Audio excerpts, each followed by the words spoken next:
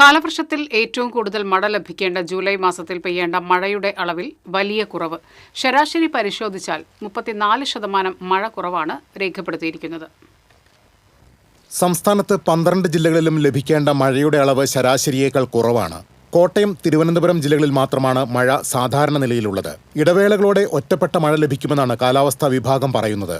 കഴിഞ്ഞ ദിവസങ്ങളിൽ മധ്യകേരളത്തിലും വടക്കൻ കേരളത്തിലും ഭേദപ്പെട്ട മഴ ലഭിച്ചെങ്കിലും ആകെ മഴയുടെ അളവ് കുറവാണ്. വരും ദിവസങ്ങളിൽ മഴ കുറയുമെന്നാണ് കാലാവസ്ഥാ വകുപ്പിന്റെ പ്രവചനം.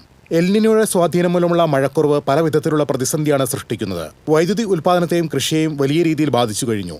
ജലവൈദ്യുത പദ്ധതികളിൽ നിന്നുള്ള ഉൽപ്പാദനം കുറച്ചിരിക്കുകയാണ്. പ്രതിഷേധം ശക്തമാകുന്നുണ്ടെങ്കിലും സംസ്ഥാനത്ത് വൈദ്യുതി നിയന്ത്രണം തുടരേണ്ട സാഹചര്യമാണ് നിലവിലുള്ളത്. കാർഷിക മേഖലയുടെ പ്രതീക്ഷകളും വാടിക്കരിയുന്നു. നെല്ല്, തെങ്ങ്, വാഴ, കാപ്പി, കുരുമുളക് എന്നിവയെല്ലാം മഴക്കുറവ് ബാധിച്ചു. വിളകളുടെ പൂക്കളും കായ്കളും കൊഴിയുകയാണ്.